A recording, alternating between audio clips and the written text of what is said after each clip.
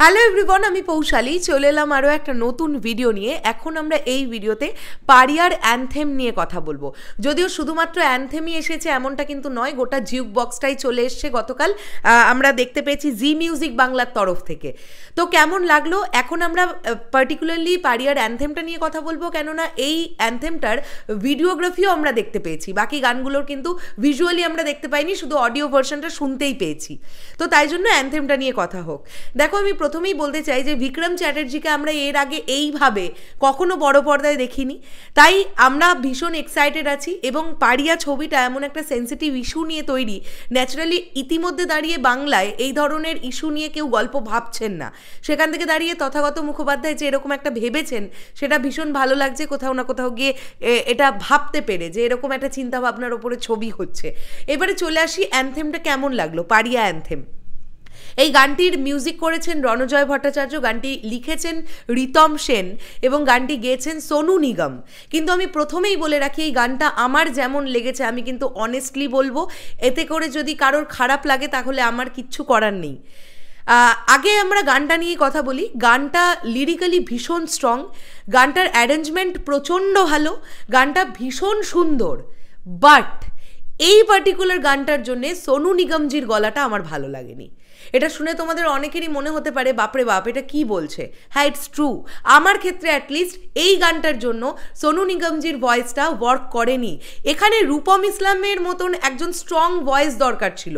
রূপম ইসলাম বা যারা রক মিউজিকটা করেন, এরকম যাদের গলার মধ্যে প্রচণ্ড ভারী কি ভাব, গুরুগম্ভীর ভাব, একটা রকনেস এই গানটার জন্য দরকার ছিল। সোনু নিগমজি ন্যাচারালি এত সফট ভলিউম, তার এত মানে সফট গান, এত ভালো উনি গান। এবং সোনু নিগমজি মানেই আমরা জানি একটা স্নিগ্ধতা আমরা পাবো, তো সেই টোনাল টেক্সচারটা তো সোনু নিগমজির ওই রকম। সেখান থেকে দাঁড়িয়ে পারিয়ার অ্যানথেমটা সোনু নিগমজিকে দিয়ে না গাওয়ালেও হতো। মানে এই ধরনের গানগুলো ঠিক সোনু নিগমজির সঙ্গে যায় না। এখানে দরকার ছিল ভীষণ গুরুগম্ভীর একটা আওয়াজ, মানে যে গানটা শুনলে একটা গলার গম্ভীরতা এমন একটা জায়গায় গানটাকে নিয়ে যাবে যেখান থেকে অলরেডি মানুষের মধ্যে একটা গুজবাম্পস ক্রিয়েট করতে পারে। গানটা কিন্তু লেখা অত্যন্ত ভালো এবং সুরও খুব ভালো হয়েছে। সোনু নিগমজি গেয়েছেনও খুব ভালো, কিন্তু সোনু নিগমজির টেক্সচারটা এই গানটার জন্য নয়, এইটা আমার মনে হয়েছে। এবার তোমাদের কি মনে হচ্ছে সেটা কমেন্ট করে জানাবে। এইবার যদি আমরা আসি গানটার ভিজুয়ালি, গানটা ভিডিওগ্রাফি কেমন লাগলো, ভিজুয়ালি গানটা কেমন? অত্যন্ত সুন্দর ভিডিওগ্রাফি হয়েছে গানটার, ভিজুয়ালি ভীষণ ভালো হয়েছে গানটা। বিক্রম চ্যাটার্জিকে অত্যন্ত সুন্দর দেখতে লাগছে। প্রচুর খাটনি করে যে ফিজিকটা তৈরি করেছে এটা আমরা বুঝতে পারছি।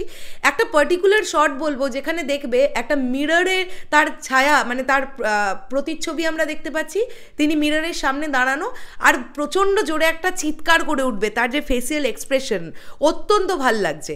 এছাড়াও কুকুরগুলোকে যেভাবে দেখানো হয়েছে, পুরো শটটা যে লোকেশনে শ্যুট করা হয়েছে, পুরো ব্যাপারটা আমার কাছে ভীষণ এফেক্টিভ লেগেছে। আমি প্রথম দিনই তোমাদেরকে বলছিলাম এটা একটা এই ছবির কালার গ্রেডিং অত্যন্ত ডার্ক শেডের কালার গ্রেডিং হবে, কেননা এই কন্টেন্টটাই এমন একটা কন্টেন্ট, এটা কখনোই ব্রাইট হতে পারে না। রাস্তার কুকুরদের মারা নিয়ে তার প্রতিবাদ করছে পারিয়া, মানে বিক্রম চ্যাটার্জির ক্যারেক্টারটা, তাই কখনোই এটা খুব ব্রাইট কালার গ্রেডিং হবে এই ছবির এমনটা একেবারেই নয়। তো সেই ডার্কনেসটা পুরো ফুটে উঠেছে এই গানটার মধ্যে। যে কালার প্যালেটটা ইউজ করা হয়েছে, একটা মানে একটা কীভাবে বলবো, একটা গ্রিনের সঙ্গে যদি ব্ল্যাক মেশানো হয়, তার সঙ্গে সামান্য ইয়েলোর একটা কম্বিনেশন আমরা দেখতে পাচ্ছি। খুব সুন্দর লাগছে, মানে ভিডিওগ্রাফি ওয়াজ টু গুড এই গানটার জন্য। আমার ফ্যান্টাস্টিক লেগেছে। এই সিনেমাটা আসুক এবং এই সিনেমাটা আমি আশা রাখবো যে আমরা বাঙালি অডিয়েন্সরা, আমরা যারা বলি যে নতুনভাবে নায়ক কেন উঠছে না, তো সেখান থেকে দাঁড়িয়ে বিক্রম চ্যাটার্জি আমরা এইভাবে তাকে প্রথমবারের মতন দেখতে পাবো। এবং দেখবে ম্যাডনেস কথাটা লেখা আছে ওই টিনের ওপরে ইংরেজিতে, সেই পাগলপন ব্যাপারটা না বিক্রম চ্যাটার্জির মধ্যে ফুটে উঠছে। মানে সে কতটা ফেরোসাস হয়ে যাচ্ছে সেই ব্যাপারটা কিন্তু সে নিজের মধ্যে ফুটিয়ে তুলতে পেরেছে। তো সব মিলিয়ে গানটা ভালো লেগেছে। বাট সোনু নিগমজির গলার জায়গায় রূপম ইসলাম টাইপের কোনো গলা থাকলে আমার আরও বেশি ভালো লাগতো।